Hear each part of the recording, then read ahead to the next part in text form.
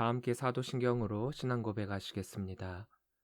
전능하사 천지를 만드신 하나님 아버지를 내가 믿사오며 그 외아들 우리 주 예수 그리스도를 믿사오니 이는 성령으로 잉태하사 동정녀 마리아에게 나시고 본디오 빌라도에게 고난을 받으사 십자가에 못 박혀 죽으시고 장사한 지 사흘 만에 죽은 자 가운데서 다시 살아나시며 하늘에 오르사 전능하신 하나님 우편에 앉아 계시다가 저리로서 산자와 죽은 자를 심판하러 오시리라. 성령을 믿사오며 거룩한 공예와 성도가 서로 교통하는 것과 죄를 사여 주시는 것과 몸이 다시 사는 것과 영원히 사는 것을 믿사옵나이다. 아멘. 다 함께 찬송가 405장 부르시겠습니다.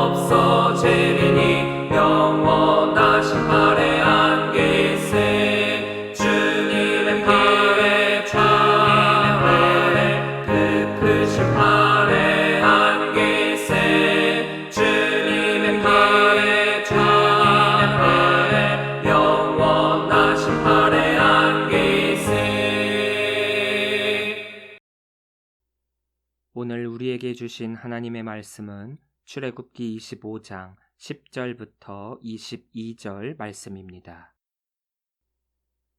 그들은 조각목으로 궤를 짜되 길이는 2규빗반, 너비는 1규빗반, 높이는 1규빗반이 되게 하고 너는 순금으로 그것을 싸되 그 안팎을 싸고 위쪽 가장자리로 돌아가며 금테를 두르고 금고리 넷을 부어 만들어 그 네 발에 달되 이쪽에 2고리 저쪽에 2고리를 달며 조각목으로 채를 만들어 금으로 싸고 그 채를 궤 양쪽 고리에 꿰어서 궤를 매게 하며 채를 궤의 고리에 꿰인 대로 두고 빼내지 말지며 내가 내게 줄 증거판을 궤 속에 둘지며 순금으로 속죄소를 만들되 길이는 2규빗반 너비는 1규빗반이 되게 하고 금으로 그룹 둘을 속죄소 두 끝에 쳐서 만들되 한 그룹은 이 끝에 또 한 그룹은 저 끝에 곧 속죄소 두 끝에 속죄소와 한 덩이로 연결할지며 그룹들은 그 날개를 높이 펴서 그 날개로 속죄소를 덮으며 그 얼굴을 서로 대하여 속죄소를 향하게 하고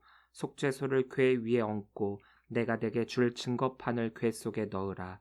거기서 내가 너와 만나고 속죄소 위 곧 증거궤 위에 있는 2그룹 사이에서 내가 이스라엘 자손을 위하여 내게 명령할 모든 일을 내게 이르리라. 아멘. 할렐루야. 예담교회 주일 예배 오신 우리 성도님들을 주의 이름으로 사랑하고 축복합니다. 오늘은 절기상 추수감사주일입니다. 어느덧 다사다난했던 2021년의 한 해가 마무리가 되고 있습니다.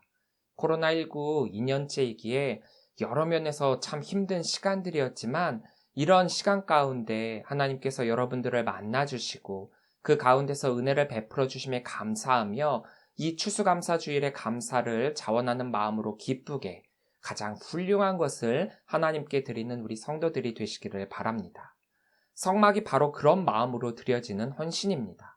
물론 성막이 하나님이 우리를 만나주시는 곳, 또 그리고 하나님이 임재하시며 거하시는 곳이지만 성막 건축의 목적은 우리를 위한 곳인 만큼 억지로가 아니라 자발적으로의 기쁨의 헌신이 되어야만 합니다. 우리는 지난주 하나님께서 성막의 건축 자재들을 어떤 것을 써야 하는지에 대해서 말씀하신 후 성막을 어떻게 지어야 하는지에 대해서 말씀하고 계셨습니다. 성막은 크게 지성소, 성소, 성막들 이렇게 세 부분으로 나뉘게 됩니다. 이 성막을 이루고 있는 많은 성물들이 있는데 그 중에서 오늘은 지성소에 놓일 가장 중요한 성물, 바로 언약궤에 대해서 말씀해 주시고 계십니다. 10절입니다. 그들은 조각목으로 궤를 짜되 길이는 2규빗 반, 너비는 1규빗 반, 높이는 1규빗 반이 되게 하고. 궤로 번역된 아론은 상자, 관을 의미하는데 여기에서는 언약궤를 의미하고 있습니다. 이 언약궤 안에는 하나님께서 주신 증거판, 즉 10계명이 적힌 2돌판, 아론의 쌍난 지팡이, 만나를 담은 항아리 등을 보관하게 됩니다. 이 언약궤는 또한 그 의미에 따라서 법궤, 증거궤로도 불리게 됩니다.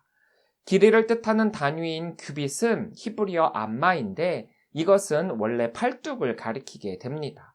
이 팔뚝의 길이, 즉 팔꿈치에서 가운데 손가락에 이르는 길이를 1규빗이라고 합니다. 그러니까 여기에서부터 요 손끝에까지의 길이인데 이 정도가 약 45cm에서 45.6cm가 됩니다.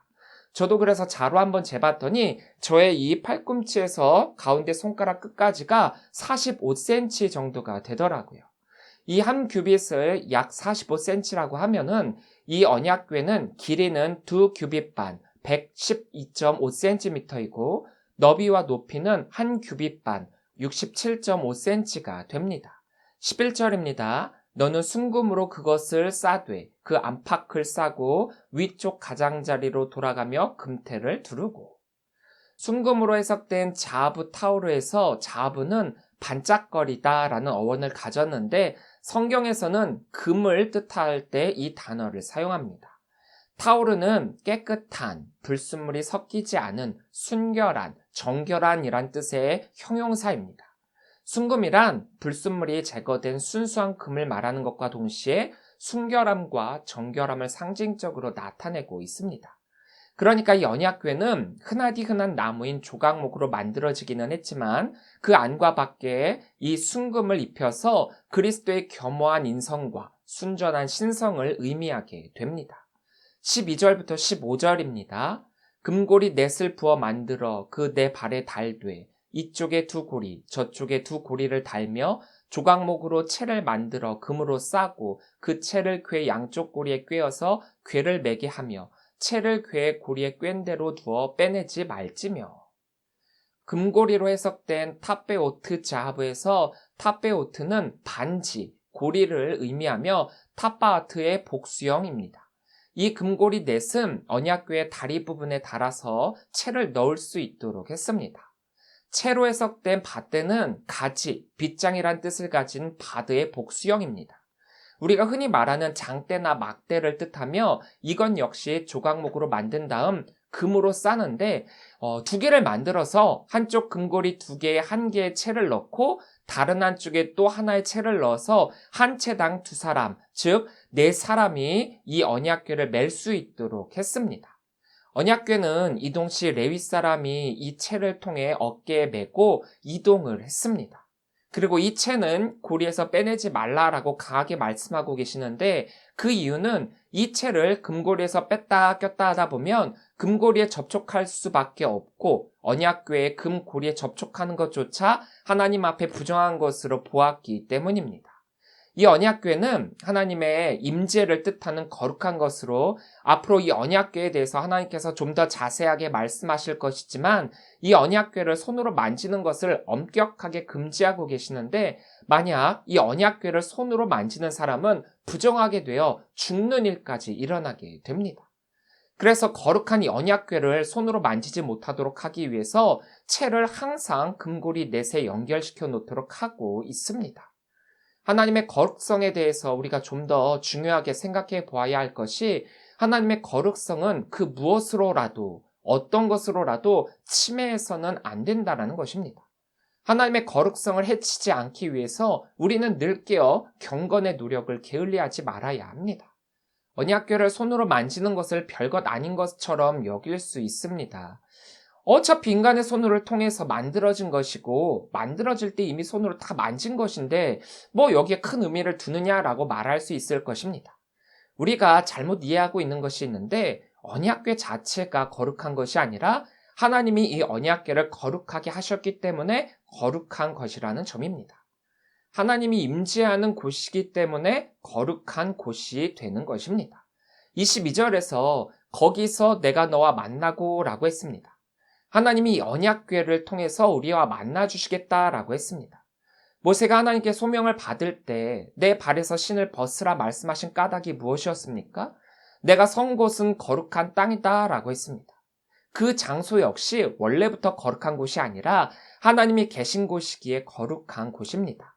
마찬가지로 언약궤 역시 하나님이 임재하시고 우리를 만나주시는 곳이기에 거룩한 곳입니다. 하나님의 명령에 따라 인간이 만든 그 언약궤가 거룩한 것이 아니라 거룩한 곳에 쓰임을 받고 하나님이 거룩하게 여기시기 때문에 거룩한 것이라는 것입니다. 언약궤 외에 앞으로 성막에 쓰일 많은 성물들이 만들어질 때 이건 역시 마찬가지입니다. 하나님이 사용하시고 그것에 의미를 부어주시기 때문에 거룩한 것입니다. 오늘날 교회를 구성하고 있는 많은 물품들이 있습니다. 우리는 그것들을 성물이라고 표현을 하죠. 하나님의 일에 쓰임을 받는 물품들입니다.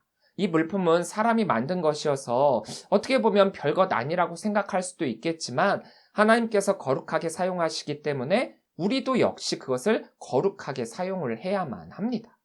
교회 물품을 아무렇게나 사용해서는 안 된다라는 뜻이기도 하죠.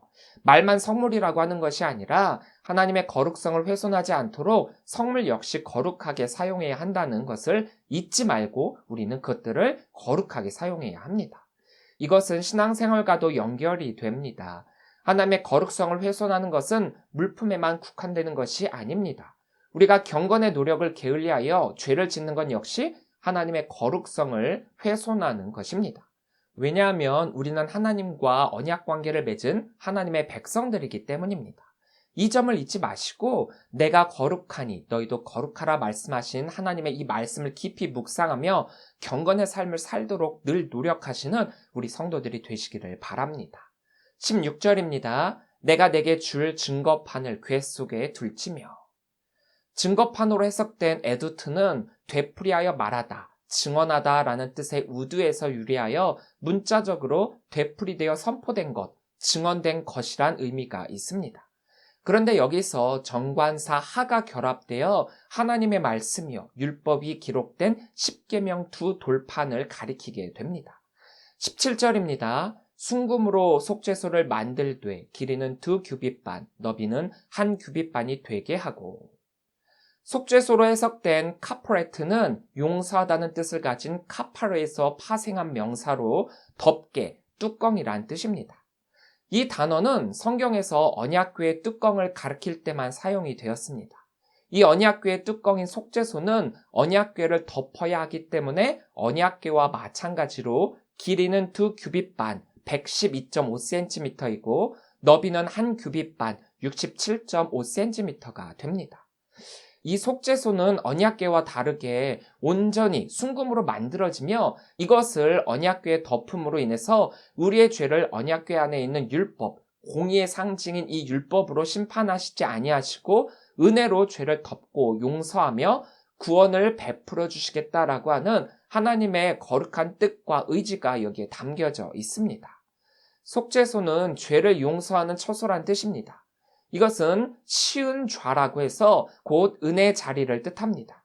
대제사장이 이스라엘 백성의 죄를 속하기 위해 1년에 한 번 여기에 속죄 제물의 피를 뿌리고 속죄 제물의 희생으로 이스라엘 백성은 1년 동안 죄를 용서받게 됩니다.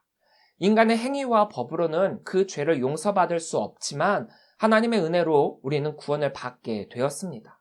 하나님의 말씀을 지키지 못하면 어떻게 됩니까? 곧바로 심판을 받고 우리는 죄의 결과, 곧 멸망에 이를 것입니다. 그 어느 누구도 이 심판에서 벗어날 수 없습니다. 하지만 언약궤 위에 속죄소를 덮음으로써 하나님의 법 위에, 하나님의 공의 위에 하나님의 자비와 사랑으로 인간의 그 죄를 덮음으로써 우리를 구원해 주시겠다 하고 계시는 것입니다. 그러한 의미가 바로 이 속죄소에 담겨 있습니다. 이것은 오늘날 예수 그리스도께서 우리의 죄를 대신하여 흘리신 대속의 피를 예표하고 있습니다. 이 속죄소의 역할을 바로 예수 그리스도가 하고 계시다는 것입니다. 그렇기에 죽을 수밖에 없는 우리는 예수님으로만 구원함을 받을 수 있습니다. 이 예수 그리스도가 바로 우리를 향한 하나님의 자비요 사랑이십니다. 그 예수 그리스도께 나오시기 바랍니다. 그분의 피만이 여러분들을 살리실 것입니다. 18절부터 19절입니다. 그러므로 그룹 둘을 속죄소 두 끝에 쳐서 만들되 한 그룹은 이 끝에 또 한 그룹은 저 끝에 곧 속죄소 두 끝에 속죄소와 한 덩이로 연결할지며. 그룹으로 해석된 케루빔은 천사를 뜻하는 케루브의 복수형입니다. 사람의 얼굴에 양쪽 어깨에는 날개를 달고 있는 모습을 하고 있습니다. 처서로 해석된 믹화는 가공, 세공이란 뜻의 명사입니다. 즉 속죄소 위에 천사 모습의 세공을 금으로 만들어서 양쪽 끝에 하나씩, 즉 둘을 만들어서 이것까지 포함하여 속죄소로 만들라는 말씀이십니다. 보통 천사는 하나님을 찬양하고 하나님의 말씀을 지키는 역할을 합니다. 여기에서도 속죄소에 세공되어 거룩한 하나님을 호위하며 하나님의 말씀을 지키는 상징물로서 그 역할을 하고 있습니다. 20절입니다. 그룹들은 그 날개를 높이 펴서 그 날개로 속죄소를 덮으며 그 얼굴을 서로 대하여 속죄소를 향하게 하고. 이것을 풀어서 표현하자면 양쪽 끝에 있는 천사들이 서로 마주하면서 그 시선은 속죄소를 향하고 그들의 날개는 펴서 속죄소를 덮고 있는 모습을 하게 됩니다. 21절입니다. 속죄소를 궤 위에 덮고 내가 내게 줄 증거판을 궤 속에 넣으라. 이 말씀은 16절과 동일한 말씀으로 증거판을 언약궤 안에 넣고 속죄소로 덮으란 말씀이십니다. 22절입니다. 거기서 내가 너와 만나고 속죄소 위 곧 증거궤 위에 있는 두 그룹 사이에서 내가 이스라엘 자손을 위하여 내게 명령할 모든 일을 내게 이르리라. 22절은 이 언약궤의 목적, 더 크게는 성막 건축의 목적을 말씀해 주시고 계십니다. 보통 언약궤는 그리스도의 인성과 신성을 뜻하며 곧 그리스도께서 언약의 중보자가 되시어 그 말씀을 성취시키시는 분으로 예표가 됩니다. 그런데 하나님께서 어디로 오셔서 우리를 만나주시겠다라고 말씀하고 계십니까? 바로 이 속죄소에 오셔서 거기에 임하시고 거기서 우리를 만나주시겠다 말씀하시고 계십니다. 이것이 무슨 뜻일까요? 먼저는 하나님께서 인간들을 만나기 위해 오심은 그 말씀을 통해 임하신다라는 뜻입니다. 오늘날 하나님은 말씀으로 우리를 만나주시고 계십니다. 이 말씀을 통해 하나님의 거룩하심과 영광을 증거하고 계시고 이 말씀 앞에 나온 하나님의 자녀들에게 은혜를 베푸시고 계십니다. 오늘날도 하나님은 수없이 우리들에게 말씀하시고 교훈하시고 가르치시고 은혜를 베풀어 주시고 계시는데 정작 그 말씀을 들어야만 하는 우리들은 하나님이 말씀하시지 않는다, 침묵하고 계신다, 심지어는 하나님은 죽었다라는 표현까지 씁니다. 이유가 무엇입니까? 하나님은 말씀하시고 계시는데 우리가 그 말씀을 제대로 듣지 못하고 있기 때문입니다. 우리가 하나님 앞에 나아가 그 말씀을 들어야 하는데 하나님 앞에 나아가기는커녕 하나님한테 나 있는 곳으로 오라고 하고 때로는 하나님의 말씀 중에서 내가 듣고 싶은 말, 나에게 필요한 말만 쪽쪽 빼갖고 그것만 하나님의 말씀이라고 듣고 있기 때문입니다. 중요한 것은 이 말씀 앞에 우리가 나아가야 한다는 것입니다. 하나님이 우리를 만나주시기 위해 오시는 것은 맞지만 우리 역시 하나님을 만나기 위해 나아가야 한다는 점입니다. 어디에나 계시는 하나님이시지만 우리가 하나님의 은혜를 받기 위해서는 속죄의 장소, 그곳으로 우리가 나아가야 한다는 것입니다.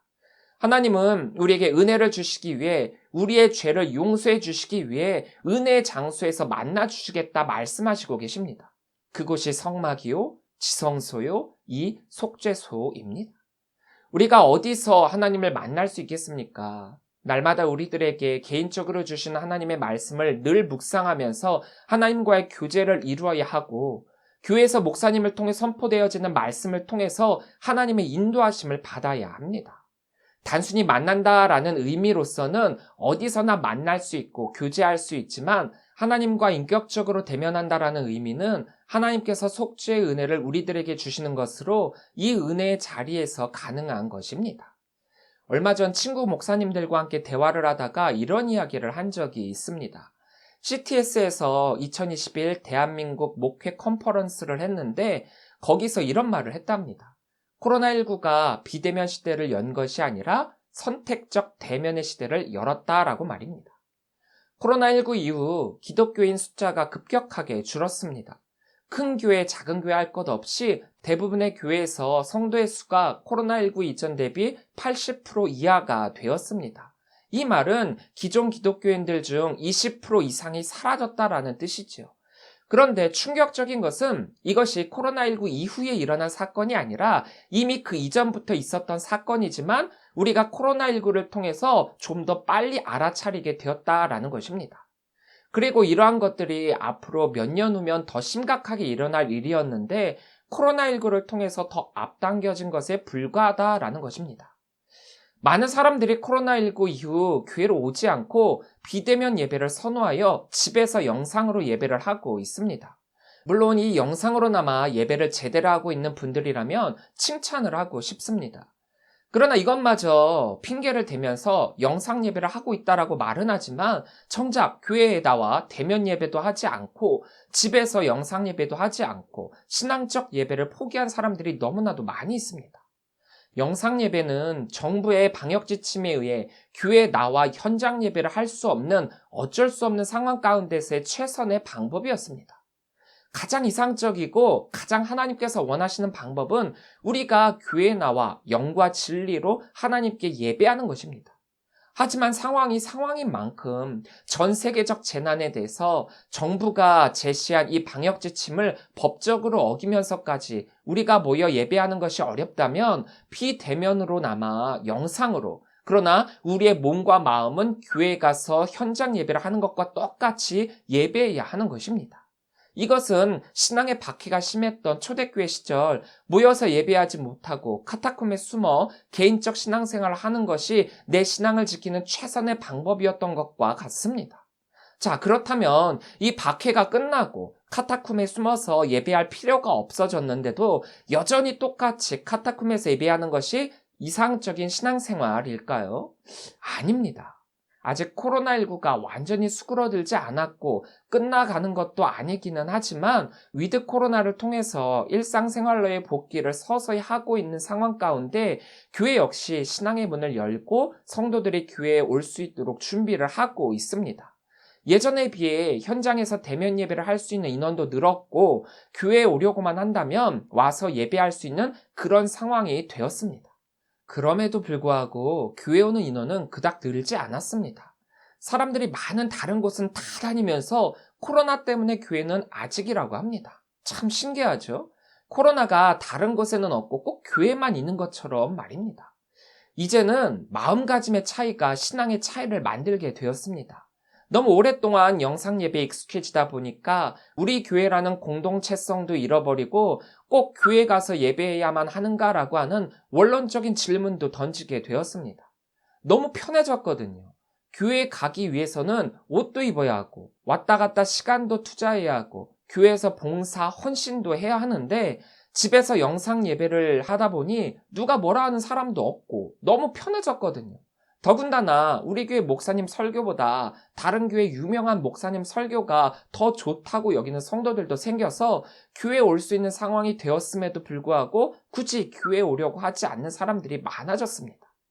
결국 코로나19가 비대면 영상 예배 시대를 연 것이 아니라 선택적 대면의 시대를 열게 된 것입니다. 원하는 사람만 교회에 나와서 대면 예배를 하는 선택적 시대가 되었다라는 것이지요. 목회자들은 이러한 현상을 보면서 긍정적인 측면과 또 부정적인 측면의 걱정을 하고 있습니다.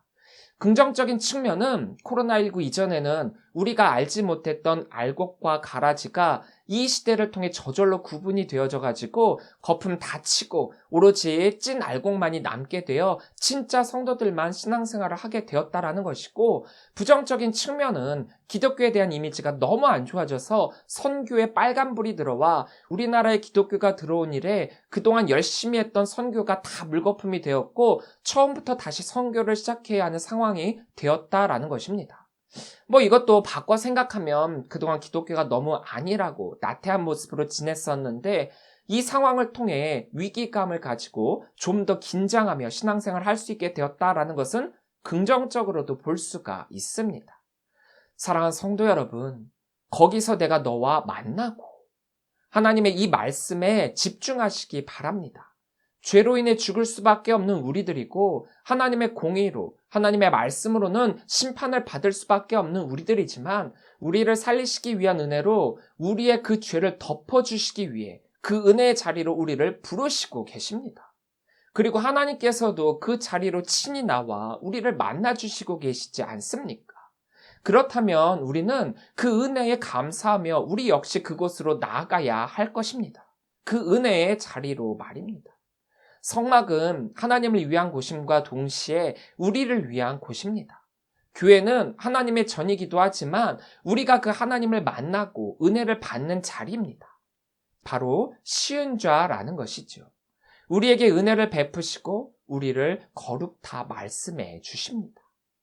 예배 자리로 나오십시오. 사실 하나님께서 우리를 선택적 대면을 하시는 분이시지 우리가 그 자리를 선택할 수 없습니다. 그래서도 안 됩니다. 우리의 선택은 잘못된 선택이 될 수 있지만 하나님의 선택은 언제나 옳습니다. 하나님의 선택과 우리의 선택이 온전함을 이룰 때 하나님의 거룩함이 여러분들의 삶을 거룩함으로 이끄실 것입니다. 세상을 향한 선택적 대면이 되지 마시고 오로지 하나님을 향한 선택적 대면이 되시기 바랍니다. 하나님의 거룩함을 입은 성도 여러분 한 사람 한 사람이 모두가 하나님의 성막이요 하나님의 성전입니다. 주의 움직이는 교회입니다.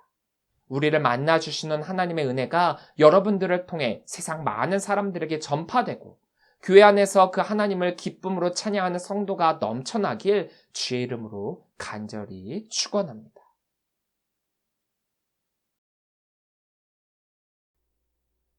기도하겠습니다. 사랑의 하나님 감사합니다. 모든 것을 포기할 수밖에 없을 만큼 힘들고 어려운 시간들이었지만 그러한 상황 가운데서도 감사함을 주시어 하나님께 감사할 수 있도록 하여 주시니 감사합니다. 하나님의 은혜는 그럴 수 없는 가운데 주시는 은혜인 줄 믿습니다. 2021년 추수감사주의를 맞이하여 모든 것이 다 하나님의 은혜임을 고백하고 감사하여 더 큰 하나님의 은혜를 받는 우리 성도들이 되게 하여 주옵소서. 성막 건축을 통해 하나님의 사랑과 자비하심을 깨닫게 하여 주시니 감사합니다. 성막이 우리에게 주는 의미를 제대로 깨달아 성막 건축이 부담과 짐이 되는 것이 아니라 우리의 기쁨이 되게 하여 주옵소서. 속죄소로 우리를 부르시고 그곳에서 우리를 만나 주시겠다 하시니 감사합니다. 그것은 우리를 위한 자리요 우리의 죄를 덮기 위해 우리를 부르시는 하나님의 사랑임을 깨닫사오니 우리가 세상을 향한 선택적 대면을 하는 것이 아니라 오로지 하나님을 향한 선택적 대면을 하는 성도 되게 하여 주옵소서. 우리와 언약으로 채워주시고 거룩함으로 그 언약을 이루어 주시는 하나님이신 줄 믿습니다. 늘 하나님의 말씀 앞에 나와 그 말씀으로 교제하고 그 말씀의 선포를 통하여 세상을 이기는 성도가 되게 하여 주시사 세상의 그 어느 것으로도 흔들리지 않는 굳센 믿음의 성도가 되게 하여 주옵소서. 위드 코로나를 통해 서서히 우리의 삶이 회복되어져 가고 있는 가운데 여전히 우리의 신앙은 얼어붙어 교회에 나오지 않는 성도들이 많이 있습니다. 어서 속히 그들의 몸과 마음이 깨어져서 주님을 찾게 하여 주옵시고 잃어버린 신앙을 회복시켜 주옵시고 가라지가 아닌 알곡으로의 신앙인이 되게 하여 주옵소서. 이번 주간 수능을 통해 인생의 큰 시험을 치룬 수험생들이 있습니다. 그동안의 그들의 수고와 노력을 기억하여 주시고 그들이 하나님 앞에 크게 쓰임받는 자 되게 하여 주옵소서. 그들을 사용하실 때 그들이 하나님의 것 되어 기쁨으로 모든 일 감당할 수 있게 그 몸과 마음을 다스려 주옵소서. 우리의 입술이 주님을 향한 기쁨과 감사로 넘치길 원합니다. 입술뿐만 아니라 우리의 삶 또한 주님을 찬양하는 은혜로 넘칠 줄 믿습니다. 그동안 지친 몸과 마음을 위로하여 주시고 세상을 향해 나아갈 때 세상을 이길 힘과 능력 주옵소서. 모든 것 주님께 감사를 드리오며 이 모든 말씀 예수님의 이름으로 기도합니다. 아멘. 다 함께 결단 찬양, 우리는 주의 움직이는 교회 함께 찬양하시겠습니다.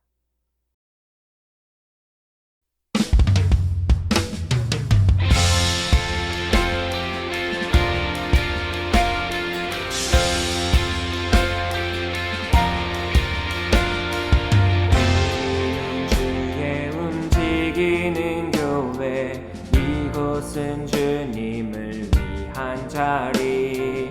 내가 기도하는 모든 땅 위에서 하나님 예배받을 그날을 고대하네. 우리는 주의 움직이는 교회. 이곳은 주님을 위한 자리. 내가 기도하는 모든 땅 위에서 하나님 예배받을 그날을 고대하네. 나의 노래로 주님의 성전을 재으리. 높임을 받으소서. 이스라엘의 찬송 증거하신 주님은 거룩하십니다. 두 손 들어 주님의 보좌를 만들고 온 맘 다해 경배하리. 구름 날개 사이에 임하신 것처럼 내 위에 임하소서.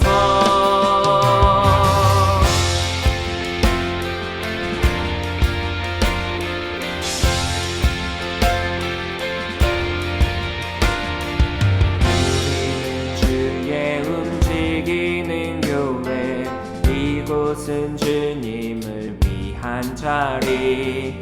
내가 기도하는 모든 땅 위에서 하나님 예배받을 그날을 고대하네. 나의 노래로 주님의 성전을 재으리. 높임을 받으소서. 이스라엘의 찬송 증거하신 주님은 거룩하십니다. 두 손 들어 주